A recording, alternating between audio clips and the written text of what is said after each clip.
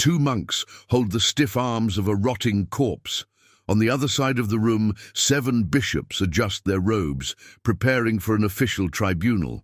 The defendant hasn't breathed in months, and yet he's been accused. This is not a nightmare. It's a real episode in the history of the Catholic Church, and the century was the 9th. On that day, Rome witnessed absurdity being canonized in the name of revenge. Pope Formosus's corpse was pulled from his grave, dressed in papal garments, and placed before living judges in a trial that mocked life, death, and faith itself. And if you, like me, are drawn to real stories that challenge what the history books say, subscribe now so you don't miss the next chapters. And tell me in the comments what country you're watching from. I always read them, because in times when power mattered more than respect, not even death could end a dispute. And when even a corpse becomes a defendant, it's a sign that madness had already been sanctified. Before he was a corpse, he was a threat. Formosus, from the region of present-day central Italy, had earned respect as an ambassador and strategist of faith, representing the papacy before kings and empires. His political charisma was undeniable, and because of that, dangerous. Some saw him as a natural tactician, others as a usurper, disguised as a servant of God. He was elevated to Bishop of Porto, and later to the highest office in the church, but his rise was anything but peaceful. Tensions with the powerful Spoleto family and rival clerics quietly piled up. Elected and deposed, allies and traitors took turns behind the scenes of the Vatican, while Formosus walked among the thrones and tombs of Roman faith. His influence was troubling because it extended beyond Rome. He had ties in Constantinople, the Frankish Empire, and among Germanic kings. And when he finally took the papal throne, he carried with him the suspicion of many who would rather see him buried than crowned. But not even death brought him peace, because what was buried wasn't just a body. It was a symbol of everything his enemies wanted to erase. And for that, defeating him in life wasn't enough. Formosus was dead. But in Rome, death was just another phase of politics. The 9th century saw the papacy become an unstable throne, where sacred crosses shared space with invisible daggers. It was no longer about faith. It was about control. Church offices were assigned out of convenience, not virtue, and every appointment carried the weight of a family, an alliance, an unspoken oath. The eternal city was fractured. On one side, the Spoletos, a dynasty thirsty to control papal succession and crown their own kings. On the other, Formosus's former allies, struggling to preserve what little influence he had left, even after death. Amid the chaos, the church stopped being a spiritual refuge and became a battleground, where every mass was an act of power, every sacrament a provocation.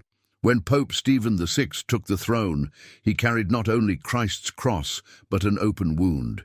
He had risen to power with the support of Formosus's enemies. And to secure his place among those who ruled with an iron fist, he needed to erase the memory of the former pope, not just with words, but with public humiliation. And for that, not even the grave would be respected. The streets of Rome began to whisper that something was coming, something strange, something no one dared imagine. Clergy members whispered between columns and crypts. Orders were given in silence: exhume the body, prepare the hall, assemble the tribunal.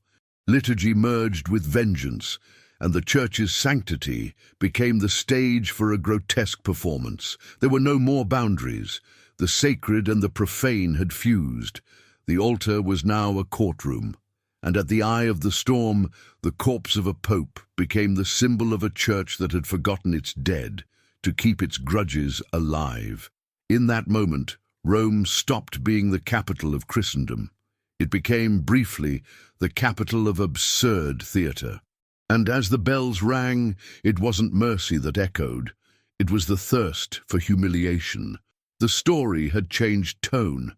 What was once a clerical dispute had become the prelude to a deranged spectacle that would leave eternal scars. The atmosphere in Rome was already tense when Stephen VI took Peter's throne, but he wasn't seeking peace. He had no interest in healing wounds or uniting the church. He wanted revenge, and he made no attempt to hide it. Chosen and propped up by the powerful Spoleto family, he wasn't just a pontiff, he was a weapon of retaliation, and the target, even in the grave, still had a score to settle. Stephen inherited not just the papal chair, but years of accumulated resentment. To him, Formosus wasn't a predecessor worthy of respect. He was a usurper, a traitor, a political enemy who had to be destroyed, even in death. It wasn't enough to reject his decrees. He had to be turned into a monster in front of everyone. And for that, there were no moral boundaries. Out of that charged atmosphere came the idea for the Cadaver Synod. The proposal seemed insane, even by the political standards of the time. Dig up a dead pope, dress him in sacred robes, and subject him to a church trial. But no one dared object. The curia was divided, the people terrified, and the bishops under pressure. Stephen was the new pope, and his word, law. The plan wasn't just symbolic, it was theatrical. He knew he needed to make Formosus's humiliation a public spectacle, something that would mark his authority and seal his alliance with the Spoletos.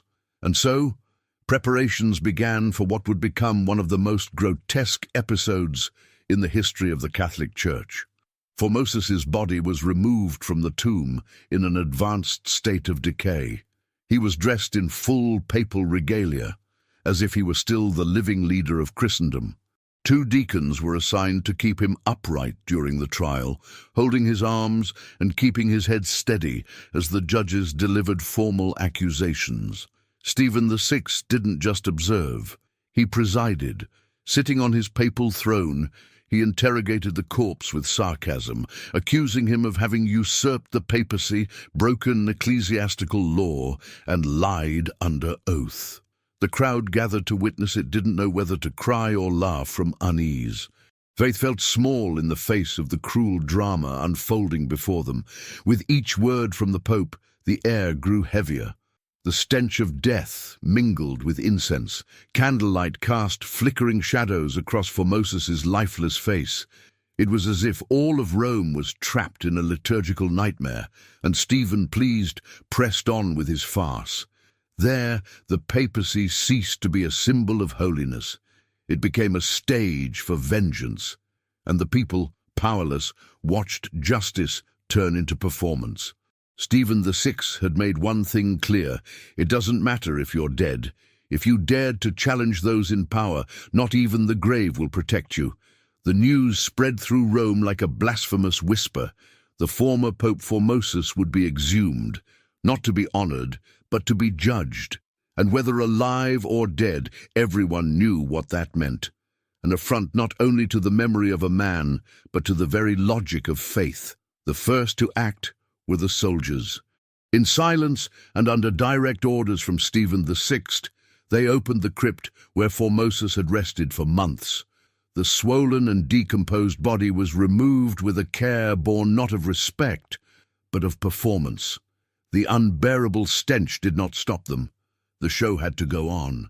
Weavers were summoned in haste to sew new papal vestments: white tunics, a golden stole, a mitre adorned with semi-precious stones. It wasn't a burial preparation. It was a costume. And every detail was designed to turn the trial into a piece of sacred theatre. This wasn't about debating theological errors or administrative actions. It was an act of public humiliation, a symbolic trial with no defense and no compassion. A special throne was built to seat the corpse. The seat had to be wide enough to support the body and high enough for everyone in the room to see it. 2 iron rods were fixed to the armrests to keep the torso upright. Ropes were sewn into the tunic to keep the arms lifted. This wasn't a court. It was a parody of one, staged upon death. Internally, Rome was divided. In the halls of the curia, some bishops whispered in panic. Young priests murmured prayers, afraid heaven might turn against them. But no one acted. The 9th century church was a power game where silence was worth more than integrity. To question meant exile, or worse. On the streets, comments blended horror and fascination. Shopkeepers closed early. The faithful gathered outside basilicas, trying to understand whether it was real or divine punishment. It was as if the city were about to witness an eclipse of reason, and everyone already knew it would be impossible to look away. The day before the trial, 2 monks were chosen to assist the corpse during the ceremony. They would be the hands that shaped the accusations, raising the dead man's arms, moving his head, pretending he was reacting to the charges. A horror play staged inside a temple. Stephen VI, meanwhile, reviewed the texts with his advisors. Nothing could go wrong. The humiliation had to be total. The message clear. Whoever defies the papal throne or falls into political disgrace, not even death will spare from punishment. On the morning of the synod, the doors of the Lateran Basilica opened not to receive justice, but a spectacle. A corpse sewn, propped up and prepared was brought to the altar, not to be venerated, but to be condemned. Rome would never be the same. The day dawned under a thick sky, as if even the clouds hesitated to witness what was coming. Inside the Lateran Basilica, the bells didn't ring for Mass. There was no host or psalm. That morning was dedicated to another kind of rite, one that didn't ask for forgiveness, but for condemnation, even if the accused had already passed through the gates of death. 2 monks dragged the lifeless body of Formosus to the throne set up for the occasion.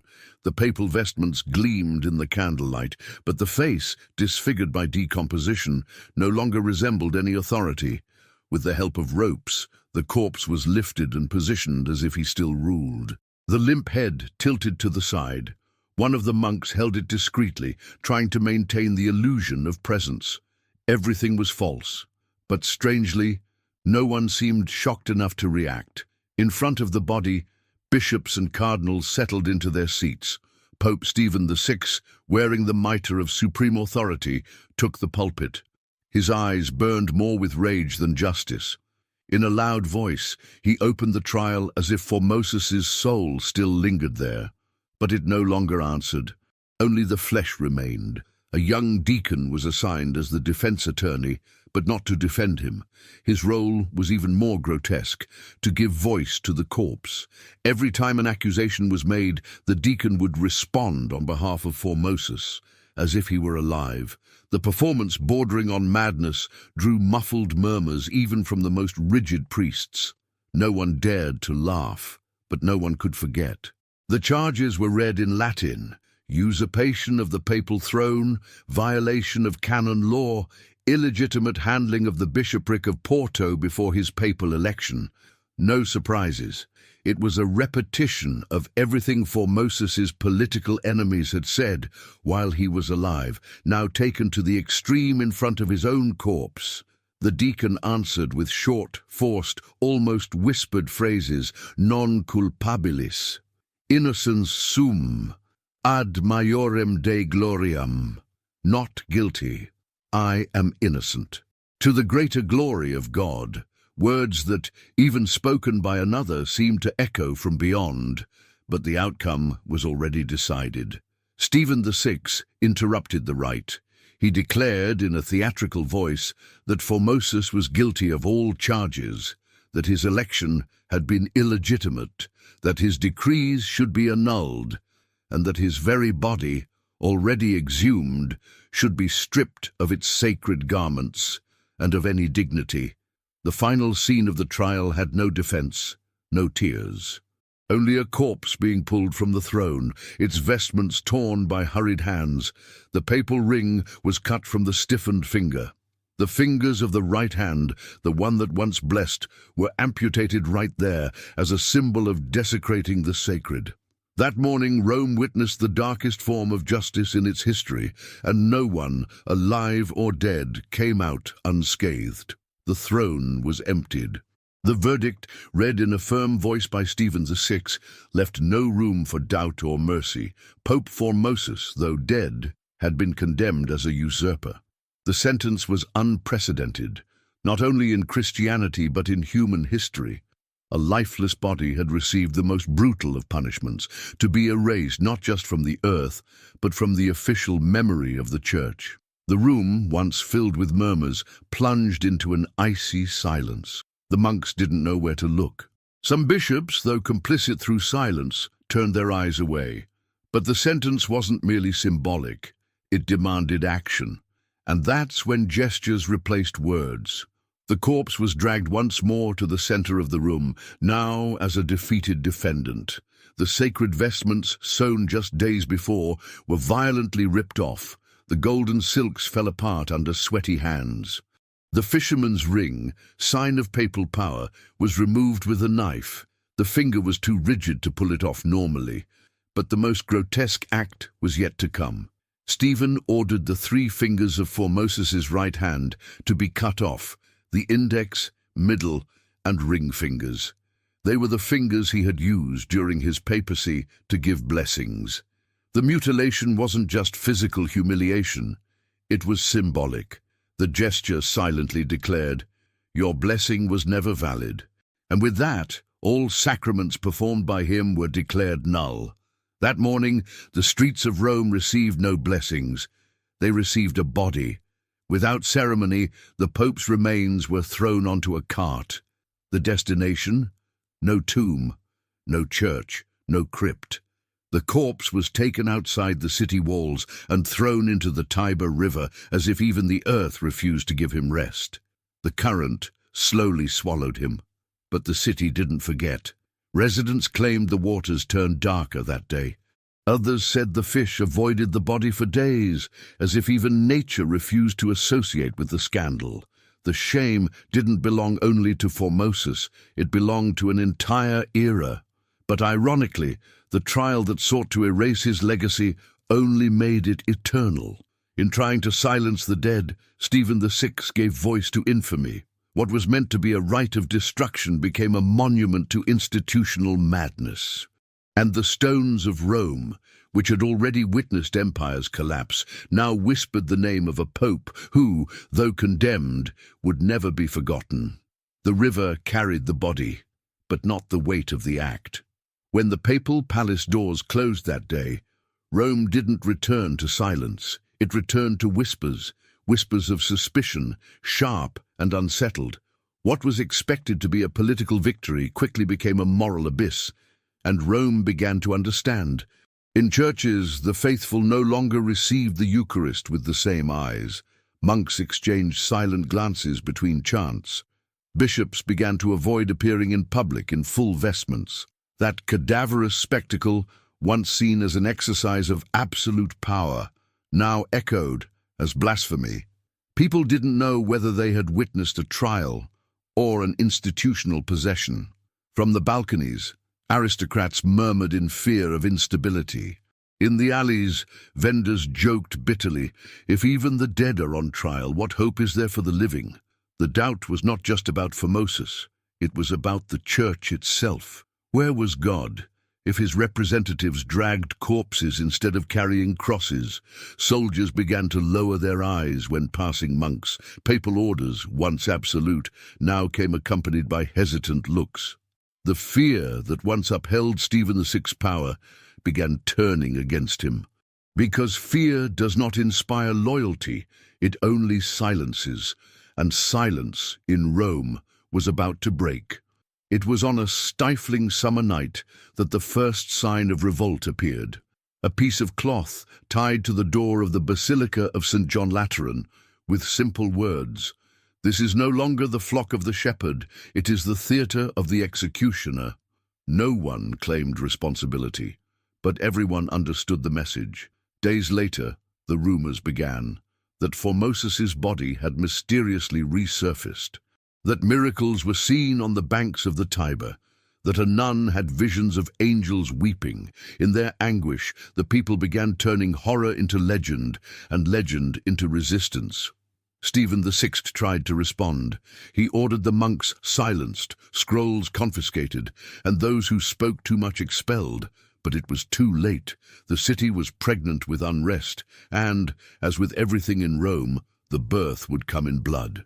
What began as a show to destroy a dead man's name resurrected a collective conscience, because in that trial, Rome realized injustice has a smell, and the smell of that trial, even masked by incense and hymns, was rot. For Moses's body may have sunk to the bottom of the river, but his presence hung over the Vatican like a spectre, and that spectre was beginning to scream on behalf of the living. The rage Stephen VI had directed at a dead man began to corrode the world of the living. Week by week, the city grew more restless. It wasn't just disgust at the trial, it was fear of what was to come. If not even the dead were safe, what was left for those still breathing? Rome seemed to live under an invisible curse. Sudden storms struck the city, crops rotted, and monks murmured to each other that the earth groans for those who never found peace. Odd at night, voices claimed to hear footsteps inside St. Peter's Basilica, as if a soulless defendant still roamed the altar in search of justice. What had been worship turned into mistrust. What had been reverence for the Pope now became a restrained revulsion. The clergy themselves could no longer maintain Stephen VI's image intact. Every gesture, every sermon, was seen as that of a man consumed by obsession. The people called him, in hushed voices, the Pope of Corpses. But like every tyranny disguised as authority, Stephen VI fell by the same force that had lifted him, fear. The bishops who once applauded him began to avoid him, soldiers started deserting quietly, and the nobles who had secured his power chose silence, not wanting to be associated with a scandal that spread like plague. The collapse was sudden, but not unexpected. On a grey morning, surrounded by guards, who until then had been loyal, Stephen was arrested under charges of madness and offence to the sacred. The people, the same people who had once feared him, now filled the streets murmuring for vengeance, not for Formosus, but for what they had been forced to witness. Locked in a damp cell, with no allies and no glory, the Pope fell into the same abyss of disgrace he had dug for his predecessor. Some accounts say he raved, screamed old names, saw ghosts. Others say he spent his last days in silence, as if listening to a sentence already sealed within. The end came at night. Strangulation. No trial, no defense, no honor. The scandal didn't die with him. On the contrary, it grew worse. For now, there were two papal corpses bound by a chain of horror. The Roman people, caught between relief and dread, began to see the papacy as a battlefield where not even the grave guaranteed rest. The cadaver synod, meant to bury a reputation, unearthed the rot of the system, and Stephen, in trying to kill the memory of the dead, sealed his own, because whoever defiles a grave digs their own. Stephen VI's death did not bring justice, it brought panic. The halls of the Vatican, once full of intrigue and whispers, now breathed guilt and discomfort. The image of the Church, scraped to the bone, needed to be restored, even if by force of forgetting. The new Pope, Romanus, barely had time to sit on Peter's throne before being pushed into urgent decisions. His first symbolic act was to try to undo the horror. He annulled all decisions of the Cadaver Synod, reinstated Formosus's acts, and declared the humiliations his body had suffered invalid. But words on parchment could not wipe invisible blood from the altar. For some clergy, the annulment was enough. For others, it wasn't. They knew the scandal wasn't just in the records, but in the eyes that had seen, the ears that had heard, and the mouths that had begun to speak. Priests whispered with regret in confessionals. The faithful avoided sermons for fear of hearing lies disguised as faith. They tried a second step, erasure, literally. Some documents were hurriedly collected. Ecclesiastical court reports vanished. Chronicles were edited. Testimonies were changed. And in the clergy's libraries, copies detailing the trial were sealed or burned. But history, like death, does not always agree to be buried. Dissident monks kept hidden copies. Travelers jotted accounts in personal journals. And foreigners who witnessed the bizarreness wrote letters that crossed borders, protected from Roman censorship. The institutional wound was too deep to be silenced. After all, how do you heal a body when the poison came from within? The Church tried to restore the image of the papacy as sacred, but the world now knew that not even the dead were safe from the dirty politics dressed in holiness. Over time, the Cadaver Synod came to be treated as an anomaly, a one-off deviation, a human error. Medieval history books downplayed the events as if they were distorted fables. But among scholars, the truth remained. It had happened, and no decree could undo what Rome had allowed. Centuries later, the trial of a corpse still disturbs, because it wasn't just an offense to death, it was a mirror of what power is capable of when no voice dares to confront it. Formosus said nothing, but his absence screamed louder than any defense. The silence the Church tried to impose became an echo. And that echo continues through the corridors of history, reminding us there are chapters that must not be forgotten, no matter how shameful they may be. The Cadaver Synod did not leave only external scars. It fractured something within the very spiritual structure of the Church. For the first time, priests began to question not just what was done, but why they obeyed. The blind obedience that upheld the hierarchy now bled in silence. Formosus, already dead, had become a symbol, no longer of good or evil, but of the fragility of a faith manipulated by human interests. Many clergy, especially the younger ones, began to wonder, if the Pope was not sacred even in his tomb, then what was truly inviolable? If the altar could become a stage for revenge, where did the sacred begin, and where did theatre end? Churches in Rome faced an uncomfortable void. For months, sermons avoided any mention of the episode. The faithful came but asked no questions. Priests preached but didn't look people in the eye. The silence was louder than any public scandal, and even so, it said everything. The shame was collective. Private letters written by monks reveal this tense atmosphere. One wrote, "The air is heavy, the bells ring, but do not bring us joy. We feel we betrayed not a man, but the promise." Another confessed, "I'm afraid to die and become a defendant like Formosus. Who will protect us from our own brothers?" And it wasn't just words. In some monasteries, statues of saints were covered with black cloths for weeks, a silent mourning. In certain dioceses, elder priests withdrew, saying they could no longer represent a faith where the grave was no longer a refuge. Heresy, for many, was not in the doctrines, but in the trail left by Stephen VI. The pain was spiritual. It was the awareness that behind the Latin of the rites were human hands, flawed, vengeful, manipulative. The clergy weren't just ashamed, they were emotionally wounded. How could they continue baptizing, confessing, anointing if their own leaders had profaned the essence of what they claimed to defend? The impact was not brief. For decades, Formosus's name lingered in murmurs, a troubling shadow over the prestige of the papacy. No pope dared to speak publicly about the trial, but all knew it, and they knew that as long as Rome remained silent, that wound would never fully heal. The Church moved on, but with a crack in its heart, a scar that silently taught the greatest scandal wasn't having tried a corpse. It was having shown the world that not even the Church knew what to do when the altar became a stage for vengeance. After the Cadaver Synod, Rome was never the same.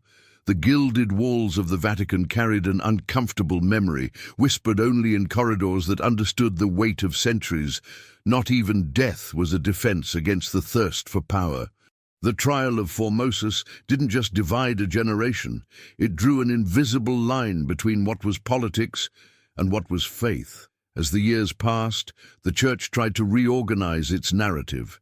It rehabilitated the name of Formosus, symbolically cancelled the trial, rewrote books, erased documents, silenced chroniclers.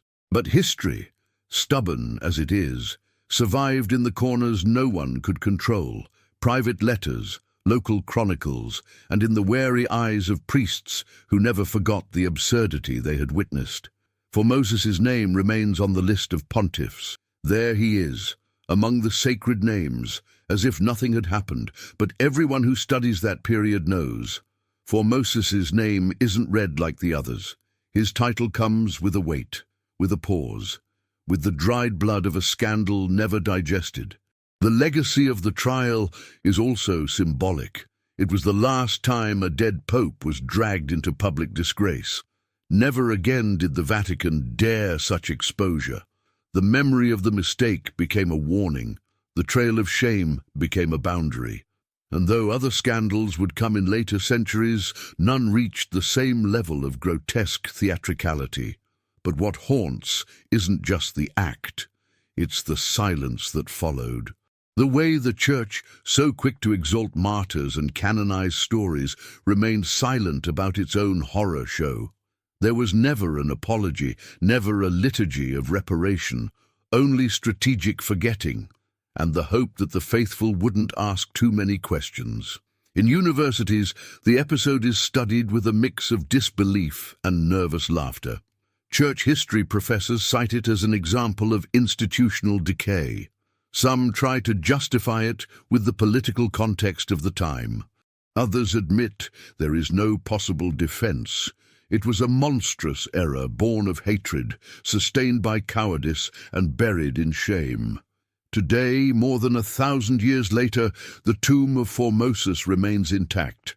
No sign of the scandal around it, no visible mark, but there is something in his tombstone that echoes, not in the words, but in what they avoid saying.